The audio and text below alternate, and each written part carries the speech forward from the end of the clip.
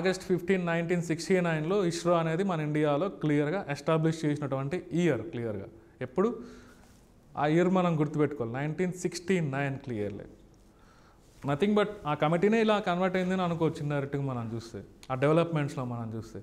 కానీ అప్పుడు ఈ స్పేస్ టెక్నాలజీని రెగ్యులేట్ చేయడానికి ఒక డిపార్ట్మెంట్ అనేది లేదు. ఇందాక మనం న్యూక్లియర్ టెక్నాలజీకి సంబంధించి మనం ఏమన్నాం, దాని పేరు సో ఒక రెగ్యులేటరీ అథారిటీ, ఓకే, ఎన్పిసిఐఎల్ అనేది ఒకటి ఉంది, okay, nuclear power corporation of India. దాన్ని అల్టిమేట్గా అది ఎవరి కంట్రోల్లో, ఏ డిపార్ట్మెంట్ కింద ఉందంటే డిపార్ట్మెంట్ ఆఫ్ అటామిక్ ఎనర్జీ. అప్పటికైతే డిపార్ట్మెంట్ ఆఫ్ స్పేస్ అనేది మన ఇండియాలో ఇంకా ఎస్టాబ్లిష్ చేయలేదు. ఇస్రో ఫామ్ అయినప్పుడు బేసికల్లీ ఇస్రో ఇనీషియల్గా ఫామ్ అయినప్పుడు ఎవరి కంట్రోల్లో, ఏ డిపార్ట్మెంట్ కింద ఉంది అంటే department of atomic energy. So అది కూడా ఎవరి కింద ఉంది ఫస్ట్లో, department of atomic energy clearly. So అది మనం గుర్తుపెట్టుకోవాలి క్లియర్లీ ఇస్రో ఇనీషియల్గా మనం చూస్తే. సో ఎనీహౌ నెక్స్ట్ మనకి 1972 మనం చూస్తే 1972 department of space and space commission రెండు ఫామ్ అయినాయి అట్ ఏ టైం. అదే ఇయర్లో department of space and space commission, ఈ స్పేస్ టెక్నాలజీకి సంబంధించి ఒక స్పేస్ కమిషన్ అనేది ఫామ్ అయింది. ఇవన్నీ ఎవరి కంట్రోల్లో ఉంటాయంటే అల్టిమేట్గా prime minister, okay, who is the head of all these departments, department of atomic energy, department of space, space commission. So prime minister అని మనం చెప్పాలి క్లియర్లీ. అది 1972లో జరిగింది. అప్పటి నుంచి ఇస్రో ఎవరి కంట్రోల్లో ఉంది, అప్పటి నుంచి డిపార్ట్మెంట్ ఆఫ్ స్పేస్ కిందికి ఉంది. So ISRO department of space కిందకి ఎప్పటి నుంచి వచ్చిందంటే ఎప్పుడు చెప్పాలి మనం, 1972 నుంచి క్లియర్లీ. అదొక ఇంపార్టెంట్ ఈవెంట్ మనం చూస్తే.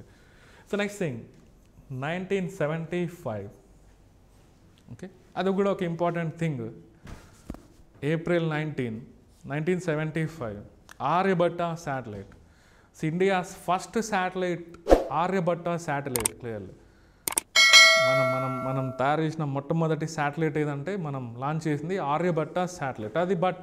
అది రష్యా నుంచి లాంచ్ చేశాం, ఇండియా నుంచి కాదు క్లియర్లీ. 1975 April 19 జరిగింది ఆ important event, okay. So but 1980, okay, before 1980 అంటున్నాం కదా, ఓకే, ఇదంతా జస్ట్ డెవలప్మెంటల్ స్టేజెస్, ఇంకా ఇక్కడ ఏమీ జరగలేదు బేసికల్గా మనం చూస్తే. ఇదంతా జస్ట్ బిల్డ్ చేసుకునే మనం కొన్ని ఇమేజెస్లో మనకు పేపర్లు వేస్తుంటారు. ఇస్రో స్టార్టింగ్ ఒక సైకిల్లో, ఓకే, రాకెట్ని తీసుకెళ్తూ ఉంటారు. అదేంటంటే బిఫోర్ 1980 ముందర మనం అలాంటివి చూసేవాళ్ళం బేసికలీ. ఇప్పుడు గగన్యాన్ మిషన్, ఓకే, సో వరల్డ్లో స్పేస్ లేక్ పంపించినటువంటి హ్యూమన్స్ని స్పేస్ లేక్ పంపించినటువంటి మిషన్స్లో ఓన్లీ 3 కంట్రీసే ఉన్నాయి. ఏమేంటి అవి, USA, Russia, China, next 4th మన ఇండియా. ఇన్ కేస్ మనం ఇయర్ జరుగుతుంది గగన్యాన్ మిషన్ మనం చూస్తే, ఆ స్టేజ్ నుంచి ఈ ఎన్ని సంవత్సరాలు అవుతుంది దాదాపుగా 1969 ఇది, ఓకే. ఇన్ని ఇయర్స్లో మన ఇండియా ఎంత అచీవ్ అయిందో మనం చూడవచ్చు క్లియర్లీ, ఓకే. ఎనీహౌ 1980లో ఒక ఇంపార్టెంట్ థింగ్ ఏంటంటే,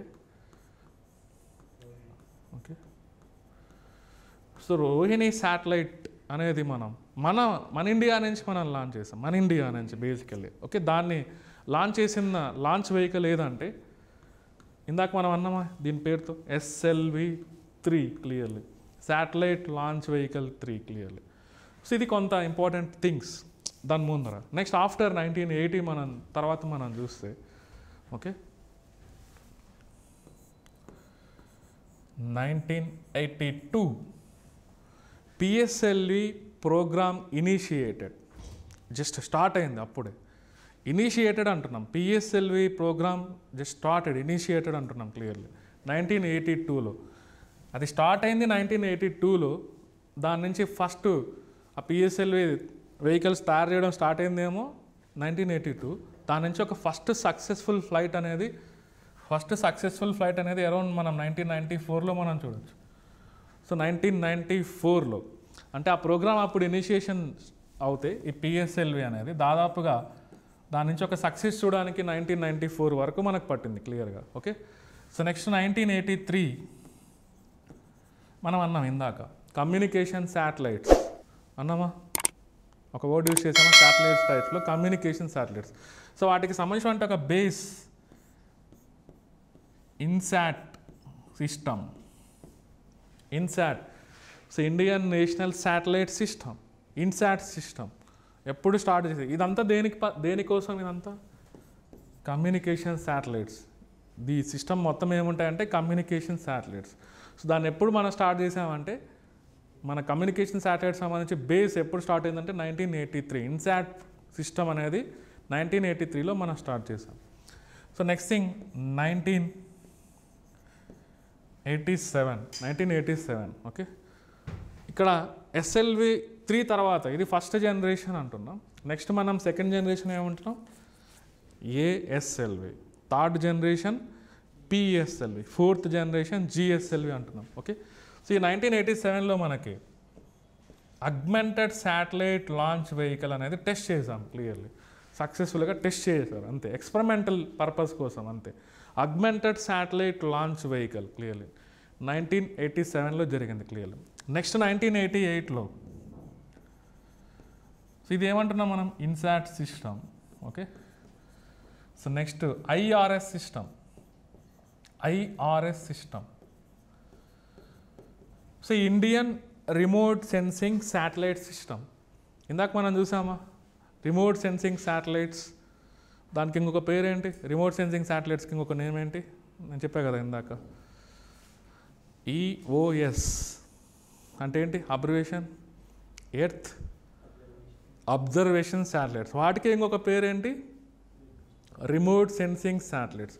సో వాటికి సంబంధించిన base IRS system, Indian remote sensing satellite system. Clearly okay, అది కూడా 1988లో మనం స్టార్ట్ చేసాం. క్లియర్లీ దీని గురించి మనం ఫర్దర్గా చూస్తాం డీటెయిల్గా. ఓకే, సో నెక్స్ట్ థింగ్ మనకి 1990 ఓకే, ఈ GSLV program initiated in 1990. PSLV program initiated in 1982. Program initiated but success మనం స్టార్ట్ చేసాం, దాన్ని చిన్నగా బిల్డ్ చేస్తూ ఏదో ఒక రోజు ఎక్స్పెరిమెంట్ చేయాలి కదా. దాని సక్సెస్ మనం చూస్తే ఫస్ట్ సక్సెస్ఫుల్ ఫ్లైట్ అనేది మనం GSLVని యూజ్ చేసి అరౌండ్ మనం 2004లో మనం చూడవచ్చు. అది GSLV F-01 అని ఉంటుంది. ఆ లాంచ్ వెహికల్ పేరు మనం చూస్తే GSLV F-01 basically. Okay, so first successful flight అనేది 2004లో మనం చూసాం. ఓకే, సో యాక్చువల్గా మనకి నెక్స్ట్ 1991లో మనం చూస్తే రష్యాతో ఒక అగ్రిమెంట్ జరిగింది స్పేస్ టెక్నాలజీకి సంబంధించి. 1991లో క్రయోజెనిక్ ఇంజన్ టెక్నాలజీని మన ఇండియాకి ట్రాన్స్ఫర్ చేస్తాం, ఆ టెక్నాలజీ మెథడ్ని మన ఇండియాకి ట్రాన్స్ఫర్ చేస్తామని ఒక అగ్రిమెంట్ జరిగింది రష్యాతో 1991లో. క్రయోజెనిక్ ఇంజన్ దీని గురించి ఎక్కడన్నా మాట్లాడామా ఇంతవరకు? మనం ఎక్కడ మాట్లాడలేదా? నో. ఫ్యూయల్స్ గురించి డిస్కస్ చేసేటప్పుడు హైడ్రోజన్ గురించి వస్తూ నేను క్రయోజెనిక్ ఇంజన్ అనే వర్డ్ మనం యూజ్ చేసాం. అసలు ఏంటి క్రయోజెనిక్ అంటే? Maintaining cryogenic temperature means maintaining very low temperatures. So try to remember that cryogenic temperature means maintaining very low temperatures. ఆ టెంపరేచర్స్ మనకి -150 degrees centigrade బిలో ఉంటే దాన్నే క్రయోజెనిక్ టెంపరేచర్స్ అనొచ్చు. కెల్విన్ స్కేల్ మీద మనం మనం ఎలా చూస్తాం? మనం 0 కెల్విన్ అనొచ్చా? టెంపరేచర్ని మెజర్ చేయడానికి మనం యూజ్ చేసే యూనిట్స్ ఏంటి? Kelvin, centigrade, Fahrenheit. ఈ మూడే కదా మనం అప్లై చేసేది టెంపరేచర్ని యూజ్ చేసేదానికి. ఓకే, సో కెల్విన్కి సెంటిగ్రేడ్ స్కేల్కి ఒక ఫిజిక్స్లో మనం ఒక చిన్న ఫార్ములా మనం చూస్తాం. కెల్విన్ ఈక్వల్ టు C + 273 అనొచ్చా? సెంటిగ్రేడ్ + 273. ఓకే, క్రయోజెనిక్ టెంపరేచర్స్ అంటే -150 degrees centigrade బిలో టెంపరేచర్స్ని సెంటిగ్రేడ్లో -150 degrees centigrade బిలో ఉంటే వాటిని క్రయోజెనిక్ అంటున్నాం. సెంటిగ్రేడ్ టెంపరేచర్స్లో లీస్ట్ వన్ ఏదంటే -273 అనొచ్చా? ఫిజిక్స్లో మనం -273 దాన్నే 0 కెల్విన్ అనొచ్చు. ఆ ఫార్ములాలో సబ్స్టిట్యూట్ చేయండి. K = C + 273. ఆ C ప్లేస్లో -273 పెడితే 0 వస్తుంది, అంతేనా? అదే లీస్ట్ 0 కెల్విన్, దాన్నే అబ్సల్యూట్ 0 టెంపరేచర్స్ అనొచ్చు. ఓకే, సో క్రయోజెనిక్ టెంపరేచర్స్ అంటే జనరల్గా ఆ స్థాయికి మనం తీసుకోగలగాలి, -150 degrees centigrade బిలో టెంపరేచర్స్ తీసుకెళ్ళగలగాలి. సో యాక్చువల్గా ఆ టెక్నాలజీ అనేది అప్పుడు యాక్చువల్గా మనకి లాంచ్ వెహికల్స్లో అవసరం క్రయోజెనిక్ ఇంజన్ అనేది. ఇంకా మనకి ప్రత్యేకంగా మిజైల్ సిస్టంలో కూడా ఈ క్రయోజెనిక్ ఇంజన్ అనేది యూజ్ అవుతుంది మిజైల్ డెవలప్మెంట్స్లో. మన దగ్గర లేదు, ఓకే, ఆ టెక్నాలజీ మన దగ్గర లేదు. అప్పుడు మనం ఎవరో ఒకరి దగ్గర నుంచి తీసుకోవాలి, అంతేనా? అందుకనే 1991లో రష్యాతో ఒక అగ్రిమెంట్ చేసుకుంది క్లియర్లీ. బట్ ఎనీహౌ అగ్రిమెంట్ చేసుకున్నంత మాత్రాన రష్యా అయితే ఆ టెక్నాలజీని మనకి ఇవ్వలేదు. టెక్నాలజీని అయితే ఇవ్వలేదు. రష్యా మనకి ఫ్రెండ్లీ కంట్రీ అయినప్పటికి కూడా ఆ టెక్నాలజీని మాత్రం మనకి స్పాన్సర్ చేయలేదు, ఇవ్వలేదు. అగ్రిమెంట్ జరిగింది, ఇమీడియట్గా నెక్స్ట్ ఇయరే మళ్ళీ బ్యాక్ పోయింది. దానికి కొన్ని ఇంటర్నేషనల్ రిలేషన్స్ అనేది మనం చూడాలి, ఎందుకు బ్యాక్ వెళ్ళింది అనేది బేసికల్గా. సో యుఎస్ఏ అనేది రష్యా పైన ప్రెజర్ చేసింది, ఇవ్వకూడదు ఇండియాకు, వాళ్ళ దగ్గర న్యూక్లియర్ వెపన్స్ ఉన్నాయి, వాళ్ళు దీన్ని తీసుకెళ్ళి మిజైల్స్లో యూజ్ చేస్తారు, చాలా డేంజరస్ అని. మొత్తానికైతే యూఎస్ఏ ప్రెజర్ వల్లనే రష్యా మనకైతే ఆ టెక్నాలజీని ప్రొవైడ్ చేయలేదు. బట్ మన ఇండియా ఈరోజు క్రయోజెనిక్ ఇంజన్ని ఇండిజినియస్గా డెవలప్ చేసింది. That means what? ఇండిజినియస్ అంటే మీనింగ్ ఏంటి ఇక్కడ? స్వదేశీ పరిజ్ఞానం, ఎవ్వడి అవసరం లేకుండా మన న్యూక్లియర్ ప్రోగ్రామ్, పవర్ ప్రోగ్రామ్, అది ఇండిజినియస్ పవర్ ప్రోగ్రామా కాదా? అది డెవలప్ చేసింది మన సైంటిస్ట్ హోమీ జహాంగీర్ బాబా. సో అలానే దీని ఇంజన్ని కూడా ఈరోజు మనం ఆ జిఎస్ఎల్వి MK3 పనిచేస్తుందంటే, MK3 చంద్రయాన్ 2 దాంతో మనం కండక్ట్ చేసామంటే మనం దీని ద్వారా డెవలప్ చేసినటువంటి ఇండిజినియస్ ఇంజన్, క్రయోజెనిక్ ఇంజన్లోనే ఇండిజినియస్ ఇంజన్ మనం డెవలప్ చేసి జిఎస్ఎల్వి వెహికల్లో మనం యూజ్ చేస్తున్నాం. దాని గురించి మనం ఫర్దర్గా మనం చూస్తాం. ఎందుకు క్రయోజెనిక్ ఇంజన్ యూజ్ చేయాలి, దాని యూజ్ ఏంటి, ఇవన్నీ ఉన్నాయి కదా జనరల్గా, అదే ఎందుకు యూజ్ చేయాలనేది మనం ఫర్దర్గా మనం చూస్తాం. సో 1991లో ఒక ఇంపార్టెంట్ ఈవెంట్, రష్యాతో అగ్రిమెంట్ జరిగినా కూడా మనకి సప్లై అవ్వలేదు, ఆ టెక్నాలజీ ట్రాన్స్ఫర్ అవ్వలేదు బేసికల్లీ. సో నెక్స్ట్ థింగ్ మనకి ఆఫ్టర్ 2000 తర్వాత కొన్ని థింగ్స్ మనం చూస్తే, ఓకే, 2008, సో 2013, 2014, 2016, సో 2017, 2018, 2019, ఓకే. బ్రీఫ్గా దాని గురించి ఒకసారి చూస్తే, ఓకే, సో 2008లో, ఓకే, ఇందాకే చెప్పాను ఒక ఇంపార్టెంట్ మన స్పేస్ మిషన్ చంద్రయాన్ 1 ఎప్పుడు జరిగిందంటే 2008. అక్కడ యూజ్ చేసిన లాంచ్ వెహికల్ మీరు అబ్జర్వ్ చేస్తే దానికోసం PSLV XL C11 అనేది యూజ్ చేశారు, ఓకే. PSLV XL C11. అప్పుడు చూడండి GSL ఏమైనా ఉందా? ఉందంటే ఉంది, కానీ దాన్ని అంత యూజ్ చేయట్లేదు మనం చూస్తే. ఎందుకంటే ఆ క్రయోజెనిక్ ఇంజన్ అనేది ప్రాబ్లమాటిక్గా ఉండేది, రష్యా ఇవ్వలేదు కదా మనకి. మనం డెవలప్ చేసుకోవడానికి చాలా ప్రయత్నాలు చేస్తున్నాం. దాని ప్రయత్నం ఎప్పటి నుంచి స్టార్ట్ అయిందంటే మీరు ఇమాజిన్ చేసుకుంటే 1983లో స్టార్ట్ అవుతే దాని ప్రయత్నం మనం డెవలప్ చేయాలనేది ఎప్పుడు 2014లో మనం చూసాం. 30 years పట్టింది ఆల్మోస్ట్ దాన్ని డెవలప్ చేయడానికి ఇండియా క్లియర్లీ.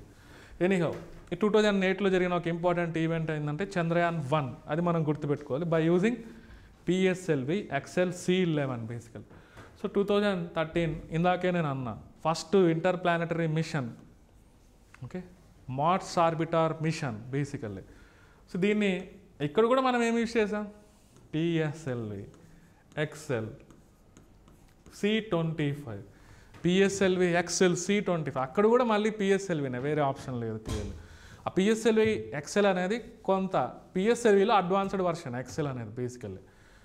సో నెక్స్ట్ 2014 వచ్చేటప్పటికి క్రయోజెనిక్ ఇంజన్ చూడండి, నేను అదే అంటున్నా, క్రయోజెనిక్ ఇంజన్. ఇక్కడ మీరు చూస్తే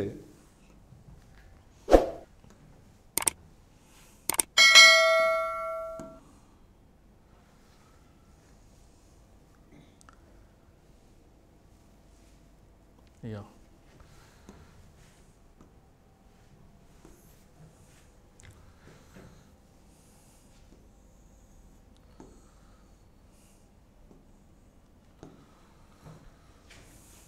చూడండి, హిస్టరీ ఆఫ్ క్రయోజెనిక్ ఇంజన్.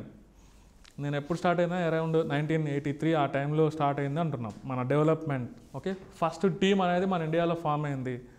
అప్పుడు ఏదో ఎక్స్పెరిమెంట్ చేసాం, అది వర్కౌట్ అవ్వలేదు. వర్కౌట్ అయిందా ఎర్లీ ఎక్స్పెరిమెంట్. తర్వాత 1991లో ఏమైందన్నా రష్యాతో అగ్రిమెంట్ అయింది అంటున్నాం. తర్వాత రష్యా వేయలేదు.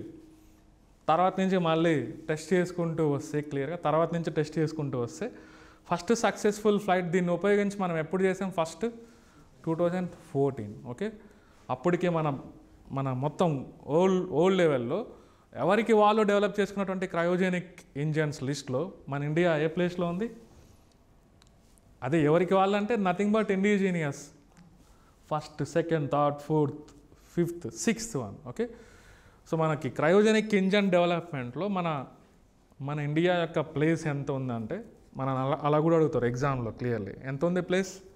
6th place clearly. Okay, so US, Japan, France, China, Russia క్లియర్గా. So very very important. అది ఎప్పుడు జరిగింది? అది మనం ఫస్ట్ సక్సెస్ఫుల్ ఫ్లైట్ అనేది 2014లో జరిగింది క్లియర్లీ. అప్పటి నుంచి ఎక్కడ యూస్ చేస్తామంటే క్రయోజెనిక్ ఇంజన్ ఓన్లీ ఎక్కడ యూస్ చేస్తామంటే జిఎస్ఎల్వి వెహికల్స్లో థర్డ్ స్టేజ్లోనే మనం యూస్ చేస్తాం. పిఎస్ఎల్వి వెహికల్స్లో మనం నార్మల్ సాలిడ్ లిక్విడ్ ప్రొపల్లెన్స్ మనం యూస్ చేస్తాం. బట్ జిఎస్ఎల్వి వెహికల్ వచ్చేటప్పటికి మాత్రం థర్డ్ స్టేజ్లో మనం యూస్ చేసే ఇంజన్ ఏంటంటే క్రయోజెనిక్ ఇంజన్. అది 2014 వరకు మన ఇండిజినియస్ డెవలప్ చేసినటువంటి క్రయోజెనిక్ మన దగ్గర లేదు అనుకోవచ్చు. 2014 తర్వాతనే మనం యూస్ చేస్తున్నాం. అందుకే అప్పటి నుంచి మనం చూస్తున్నాం GSLV MK2, GSLV MK3 versions. ఇది ఎప్పుడైతే యూస్ చేయడం స్టార్ట్ చేసామో ఇండిజినియస్గా డెవలప్ చేసిందో అప్పటి నుంచే ఈ డెవలప్మెంట్స్ మనం చూస్తున్నాం క్లియర్లీ. సో అంత ఇంపార్టెంట్ సిగ్నిఫికెన్స్ ఉంది దీనికి. ఈ ఏరియాని మిమ్మల్ని ఖచ్చితంగా గ్రూప్ 2 ఎగ్జామ్లో టార్గెట్ చేయొచ్చు, గ్రూప్ 1 ప్రిలిమ్స్లో కూడా టార్గెట్ చేయొచ్చు చేయాలనుకుంటే బేసికల్లీ. సో ఎనీహౌ మనకి ఓకే దీని గురించి మనం ఫర్దర్గా మనం చూస్తాం అది ఎలా పనిచేస్తుంది అనేది. ఓకే, సో 2014లో ఒక ఇంపార్టెంట్ ఈవెంట్ అంటున్నాం. నెక్స్ట్ 2016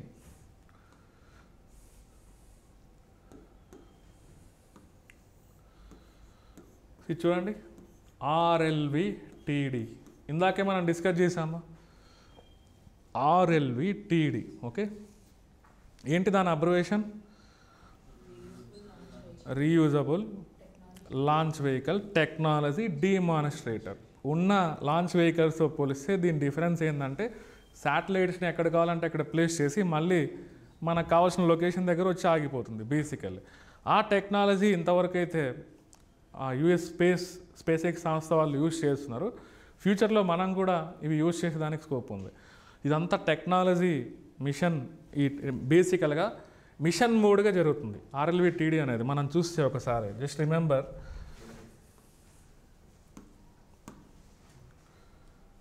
ఎస్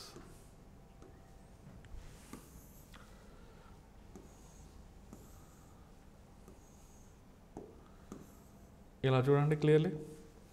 నేను చెప్పాక 4 మేజర్ స్టెప్స్ ఉన్నాయి ఇందులో అని క్లియర్లీ. ఓకే, ఫస్ట్ స్టెప్ ఎప్పుడు జరిగింది? 2016. దాని పేరు హైపర్సోనిక్ ఫ్లైట్ ఎక్స్పెరిమెంట్ అనేటువంటి పేరుతో 2016లో జరిగింది. ఓకే, అది సక్సెస్ అయింది క్లియర్గా.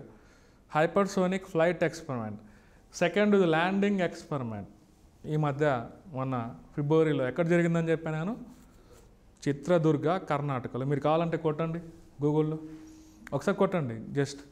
సో RLVTD ల్యాండింగ్ ఎక్స్పెరిమెంట్ అని కొట్టండి జస్ట్.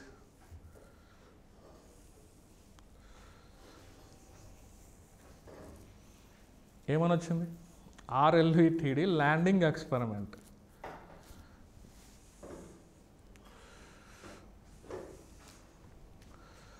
సో వచ్చిందా రాలేదా? కర్ణాటక,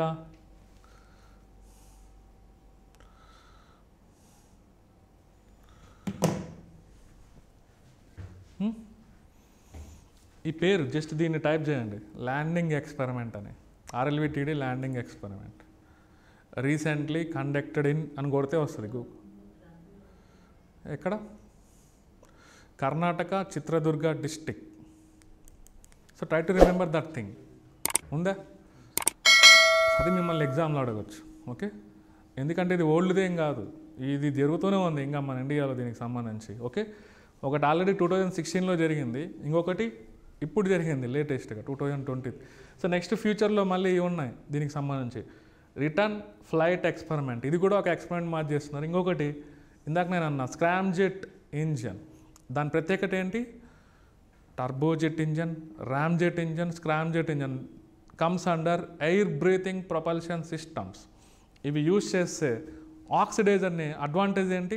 ఈ స్క్రామ్జెట్ ఇంజన్ని ఇలాంటి యూజ్ చేస్తే ఆక్సిడైజర్ని మనం ఫిల్ చేసి లోపల పెట్టాల్సిన అవసరం లేదు, ఆక్సిజన్ని బయట నుంచే తీసుకుంటూ ఉంటుంది. అందులో ఒక అడ్వాన్స్డ్ వర్షన్ వచ్చేసి స్క్రామ్జెట్ ఇంజన్, ఇది లాస్ట్ వన్ దీంట్లో మనకు చూస్తే. ఓకే, సో అది 2016 ఇంకా వర్కింగ్లో ఉంది కాబట్టి, అసలు ఈ మిషనే ఇంకా ఉంది కాబట్టి దీన్ని గ్యారంటీగా మిమ్మల్ని ఎగ్జామ్లో 100% టార్గెట్ చేయొచ్చు.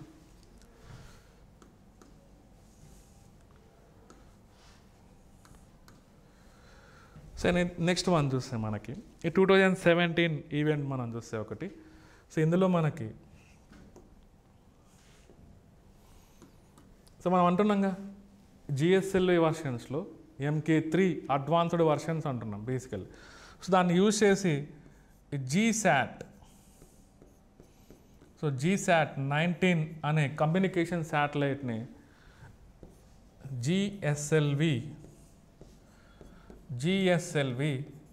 MK3 D1, దాని పేరు ఏంటంటే GSLV MK3 D1 launch vehicle. Okay, D2 M1 ఇప్పటి వరకు అయ్యే యూజ్ చేసింది. జిఎస్ఎల్వి MK3 వర్షన్స్లో ఫస్ట్ యూజ్ చేసింది ఏదంటే D1 క్లియర్లీ. దాన్ని యూజ్ ఎప్పుడైనా గుర్తుపెట్టుకోండి, ఇన్సాట్, జీసాట్ ఇలాంటి పేర్లు వస్తే అవన్నీ కమ్యూనికేషన్ శాటిలైట్స్. ఓకే, ఈఓఎస్ అనే పేరు వస్తే రిమోట్ సెన్సింగ్ శాటిలైట్స్, దానికి ఇంకొక పేరు ఏమంటున్నాం ఎర్త్ అబ్జర్వేషన్ శాటిలైట్స్, అవన్నీ రిమోట్ సెన్సింగ్ శాటిలైట్స్. ఇలాంటి పేర్లు వస్తే అవన్నీ ఏమనాలి మనం కమ్యూనికేషన్ శాటిలైట్స్ బేసికల్లీ. సో మనం ఈ జీసాట్ 19 అనే కమ్యూనికేషన్ శాటిలైట్ని ఈ జిఎస్ఎల్వి MK3లో ఫస్ట్ వర్షన్, అదే ఈ D1ని ఉపయోగించి దీన్ని లాంచ్ చేశారు 2017లో. So next thing GSAT 29. Okay, so దీనికోసం ఇది కూడా ఇంకొక కమ్యూనికేషన్ శాటిలైట్స్ నెక్స్ట్ ఇయరే బేసికల్లీ. జిఎస్ఎల్వి MK3 D2 పక్కనే జస్ట్ D1 D2 2019లో మనం చూస్తే. ఓకే, ఇది ఉందా చంద్రయాన్ 2, చంద్రయాన్ 1 మనం యూజ్ చేసిన లాంచ్ వెహికల్ ఏంటి PSLV XLC11, బట్ ఇక్కడ PSLV కాదు, దీని పేరు ఏంది సేమ్ GSLV MK3 M1, దానికి పెట్టిన పేరు ఏంటంటే M1. సో M అంటే మూన్ అని గుర్తుపెట్టుకోండి జస్ట్ అంతేనా. Chandrayaan 2 GSLV MK3 M1 basically ఇలా వరుసగా సక్సెస్ చేస్తూ వచ్చింది. అఫ్కోర్స్ ఈ ఎక్స్పెరిమెంట్ ఫెయిల్ అయినా కూడా, చంద్రయాన్ 2 అనేది ఫెయిల్ అయినా కూడా ఎక్స్పెరిమెంట్ అనేది, బట్ దాంట్లో యూజ్ చేసింది మాత్రం లాస్ట్లో ఇదే GSLV MK3 వర్షన్ అని మనం చెప్పుకోవచ్చు. ఈ ఎక్స్పెరిమెంట్ అనేది పార్షియల్గా, కంప్లీట్గా ఫెయిల్ అని మనం చెప్పకూడదు, పార్షియల్గా సక్సెస్. అది ఆర్బిటార్ని అయితే సక్సెస్ఫుల్గా ప్లేస్ చేసాం. ఓకే, చంద్రయాన్ 1లో కూడా మనం సక్సెస్ చేసింది ఏంటి, ఆర్బిటార్ని సక్సెస్ఫుల్గా ప్లేస్ చేసాం. ఇక్కడ కూడా ఆర్బిటార్ని ప్లేస్ చేయగలిగాం, కానీ ల్యాండర్ రోవర్ని మనం ప్లేస్ చేయలేకపోయాం చంద్రుడి పైన బేసికల్లీ. ఆ ల్యాండర్ రోవర్ని ప్లేస్ చేయడానికి నెక్స్ట్ ఏంటి చంద్రయాన్ 3. ఓకే, చంద్రయాన్ 3 మనం చూస్తే ల్యాండర్ రోవర్ని ఫ్యూచర్ ప్రోగ్రామ్ మనం చూస్తే. ఎనీహౌ ఇక్కడ వరకు మనకి ఇవన్నీ డెవలప్మెంట్స్ అనేది మనం చెప్పొచ్చు. అట్ ఏ టైం మనకి యాక్చువల్గా 2017లో ఇంకొక ఈవెంట్ మీరు చూడవచ్చు. సింగిల్ షాట్లో 100+ శాటిలైట్స్, 104 శాటిలైట్స్ని మన ఇండియా ప్లేస్ చేసింది సింగిల్ షాట్లో అంటున్నాం బేసికల్లీ. ఇంతవరకు అప్పటికైతే ఏ కంట్రీ అలా చేయలేదు. అన్ని శాటిలైట్స్ ఒకేసారి 104 శాటిలైట్స్ మన ఇండియా యొక్క అచీవ్మెంట్ క్లియర్లీ. అప్పుడు 2017 ఆ టైంలో మనం చూస్తే PSLV C40 అనే లాంచ్ వెహికల్ని ఉపయోగించి PSLV C40 basically at a time 104 శాటిలైట్స్ని లాంచ్ చేసింది ఇండియా మనం చూస్తే ఆ టైంలో 2017 క్లియర్లీ. బట్ దాని రికార్డ్ అనేది SpaceX సంస్థ ఈ మధ్య క్రాష్ చేసింది. ఓకే, ఏదంటున్నా నేను 104 శాటిలైట్స్ మన ఇండియా 2017లో PSLV C40ని బేస్ చేసుకొని లాంచ్ చేసింది. రీసెంట్గా 2021లో 143 శాటిలైట్స్ని స్పేస్ ఎక్స్ ఫాల్కన్ 9 రాకెట్స్ అనేది ఉంటాయి వాళ్ళ దగ్గర. ఫాల్కన్ 9 దాని పేరు. ఆ ఫాల్కన్ 9 రాకెట్ని యూజ్ చేసి 143 శాటిలైట్స్ని అట్ ఏ టైం లాంచ్ చేసింది స్పేస్ ఎక్స్ సంస్థ. దాని పేరు కూడా ట్రాన్స్పోర్టర్ 1 అనే మిషన్తో లాంచ్ చేసింది 2021లో. సో ఆ రికార్డ్ అనేది క్రాస్ అయినట్ట లేదా? మనదేం ఫస్ట్ కాదు, ఇప్పుడు మనది క్రాస్ అయిపోయింది బేసికల్లీ. అప్పటికైతే అది సక్సెస్. సో 100+ శాటిలైట్స్ని ఫస్ట్ టైం లాంచ్ చేసిన కంట్రీ ఎవరంటే మన ఇండియానే క్లియర్లీ, సింగిల్ షాట్లో మనం చూస్తే. So these are all important events. తర్వాత మనం చూడొచ్చు 2020-21 అప్పుడు ఏ ఫీల్డ్ డెవలప్ అవ్వలేదు. ఎందుకని? ఓకే, సో మీ అందరికి తెలుసు. ఓకే, 2020-21 నథింగ్, మనమేం పెద్ద డెవలప్మెంట్స్ చూడం.